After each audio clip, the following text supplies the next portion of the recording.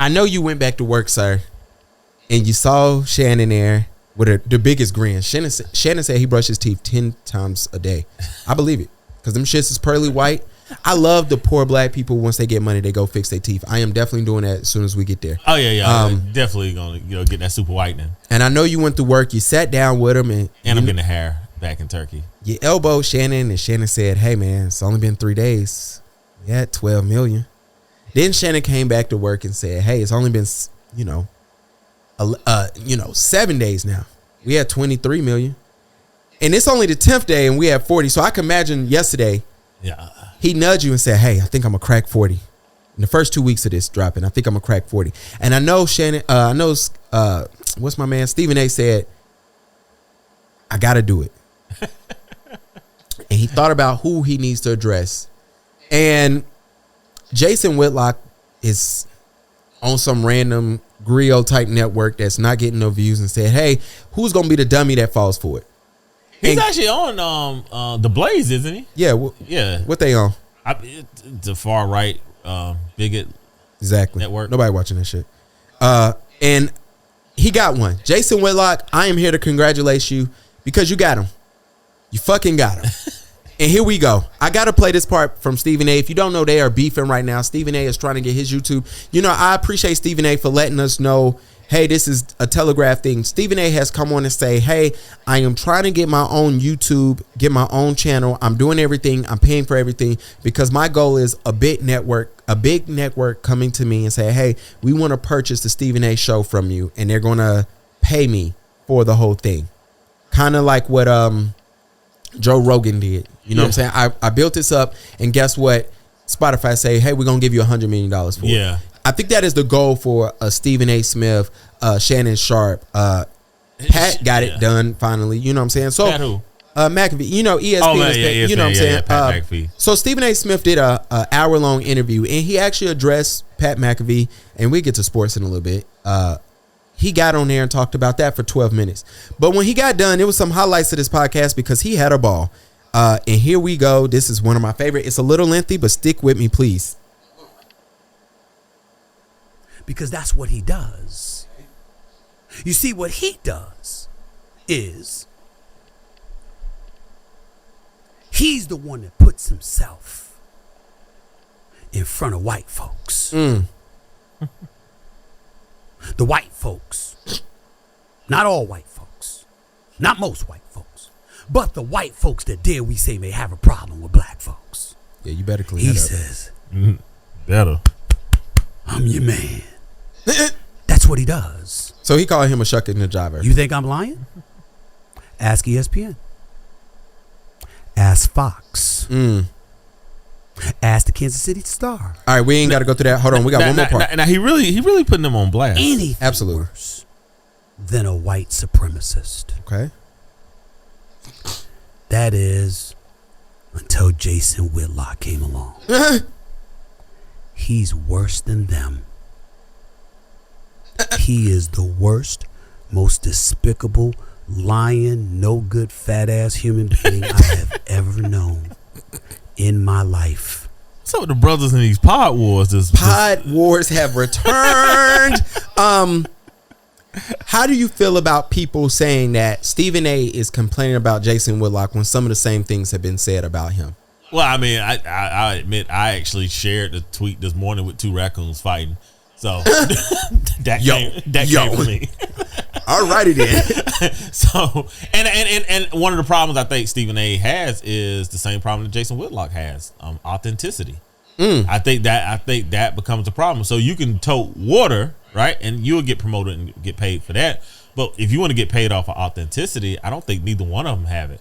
With that being said, I'm more on Stephen A.'s side than Jason Whitlock. Because I think this just actually kicked off because Stephen A. had wrote an autobiography, and Jason Whitlock said that he didn't write it. Now, the backstory is on these two guys, they both started off as writers.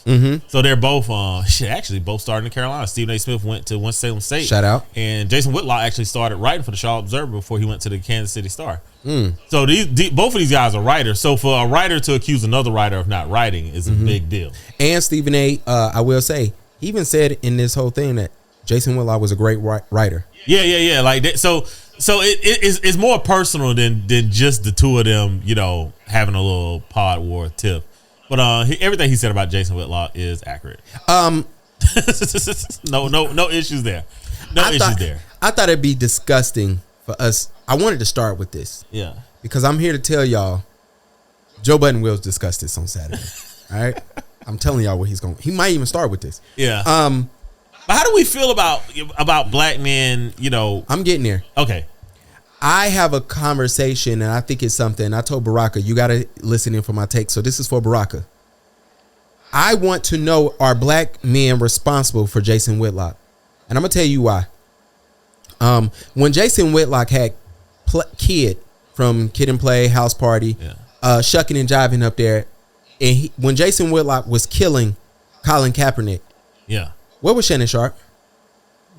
He was silent on Undisputed. Very silent, because I was waiting. Where was Chris Broussard? Silent. Super silent. Where was Marcellus? Well, we know where Marcellus was. We ain't got to ask that question. Where was Ryan Clark? Where was Stephen A. Smith when Colin Kaepernick was getting clamped? Like, so I say that. Stephen A. Smith, we know the side that he's going to be on. And where were y'all at? And I'll give you an example. And Unc, I hate to do it to you, but it's real because I pay attention to so many of y'all who I would love for our podcast to be mentioned with y'all, right?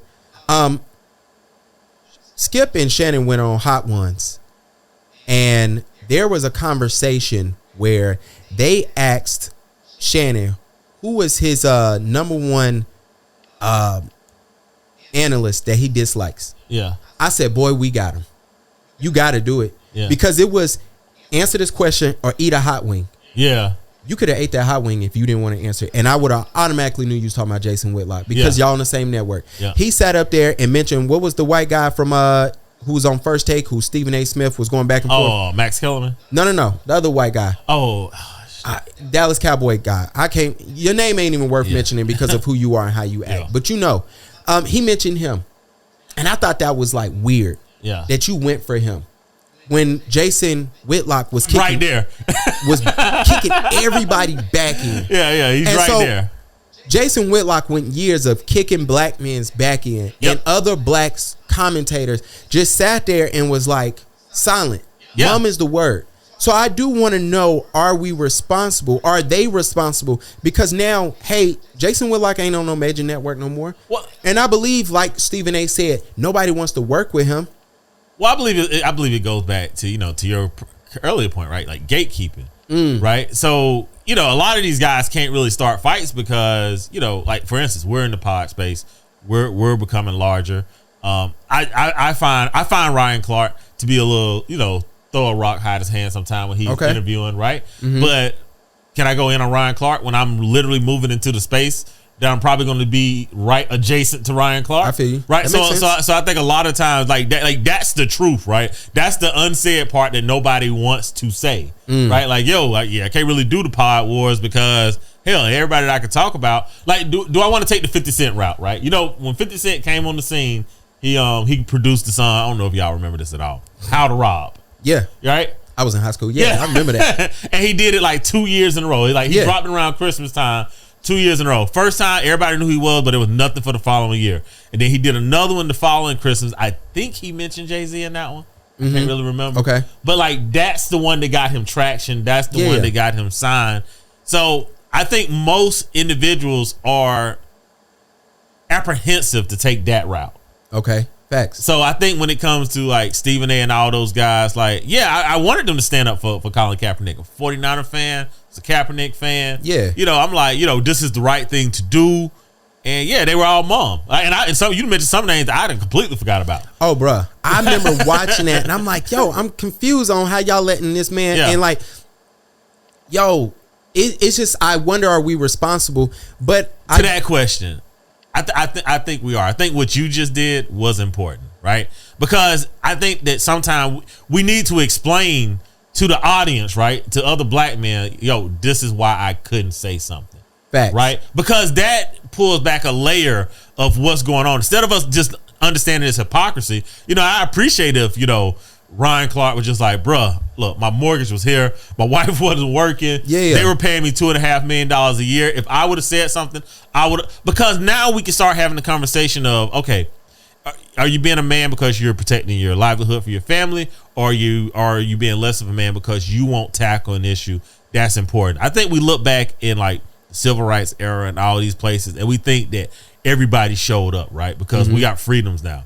Most of the time, nobody showed up, right? Like most of the time, it was just a small subset of individuals that fought hard, and then everybody got the benefit from it. To all the names that you called out, I think bigger pods are responsible for calling them out, right? I don't think it's smaller pods or smaller media companies or smaller media people's role, because those people are still trying to get to it. Yeah, they're still trying to get, and we got to let people earn a living. Like, we're the only people that, you know, when we get mad at each other, to your point, we gatekeep, right? Yeah. When they get mad at each other, the moment they see they can make money, they be like, yo, bygones or bygones. Like, we gonna make this money together. Absolutely. And I mean, it was just an interesting thing to hear. Stephen A. Smith, he apologized to a lot of people. He has apologized to Skip. You know what I'm saying? I just thought it was super interesting, because I'm like, damn, do y'all share some responsibility? And I would love for somebody to talk to them and sit them down and say, hey, do y'all feel partly responsible for this man? And you know what? And I will give them this. We've always said it. When black men distance themselves from a certain black man, that is their way of letting you know that, hey, we don't rock with that you know, person. we all been distanced ourselves for Jason Whitlock. Absolutely. But I'm glad that Stephen A. called him out. I want to see how this shakes out with ESPN over the next week or so. Facts. But that's why I ain't got too much opinion on that. But I don't think he was wrong for what he's saying. But I definitely want to see how it shakes out. Absolutely. Speaking of sports,